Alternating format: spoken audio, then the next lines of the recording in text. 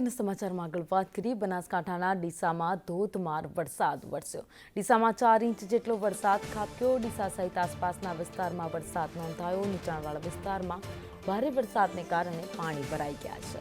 રસ્તા પર નદીની જેમ પાણી વહેતા થયા છે। ભારે વરસાદથી મગફળીના પાકને પણ નુકસાનની ભીતિ ખેડૂતોને સતાવી રહી છે।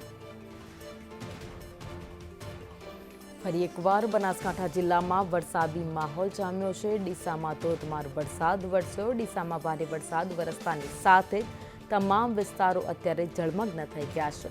હવામાન વિભાગ દ્વારા 72 કલાકની આગાહી કરવામાં આવી છે, જેના પગલે બનાસકાંઠા જિલ્લામાં વરસાદી માહોલ દેખાઈ રહ્યો છે। મેઘરાજા મન મૂકીને વરસી રહ્યા છે। ડીસા સહિત આસપાસના વિસ્તારોમાં પણ ભારે વરસાદ વરસ્યો છે।